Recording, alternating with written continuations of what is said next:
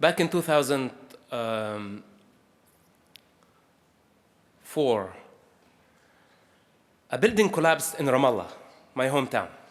And because of corruption and because of the limitation of the Palestinian Authority, they were not prepared to have a rescue team.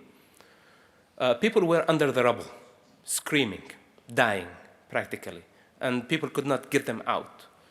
So they needed the help of the Israeli authorities now.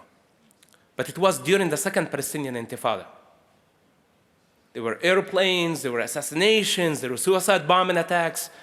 Every checkpoint had so many school children pushed by the wise Palestinian leaders of all Palestinian factions, including Mahmoud Abbas' faction, Fatah, to go down to the checkpoints and throw stones on the Israeli soldiers where they can die, where we can create more chaos and get more global attention. So now what can we do? I was part of the Israeli intelligence at that time.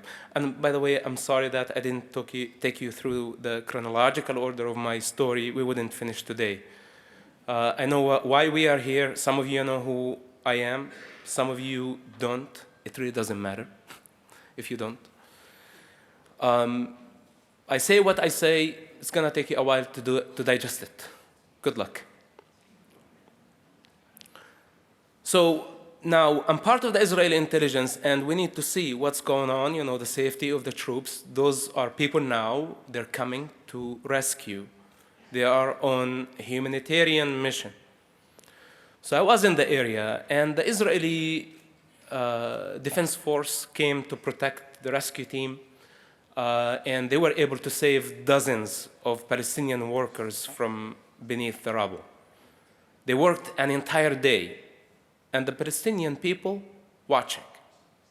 The children of the refugee camps, women, everybody is watching the rescue. And I thought to myself, how do they feel about this right now? For me, you know, I was fascinated, you know, to see, you know, how democracy function in situations like this.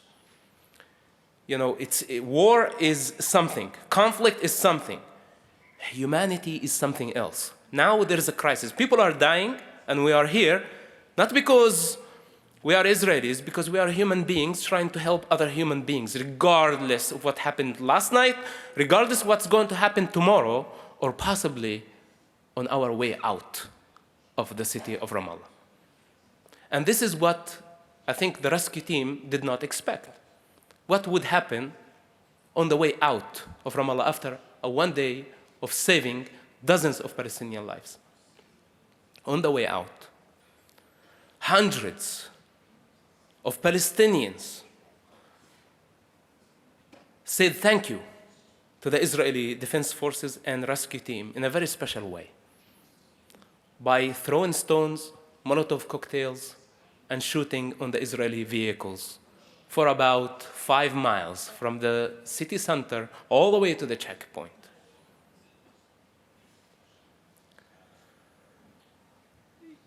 This is ugly, and this is not only one incident. I say this is ugly because the Palestinian people in general, the collective consciousness, and I challenge their best philosopher to come out and debate me.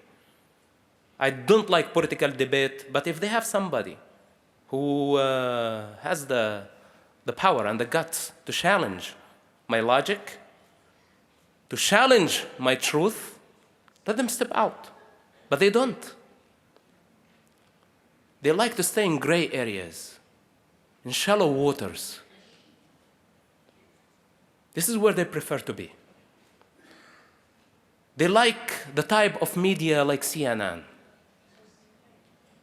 because they are too emotional and they know how to manipulate them.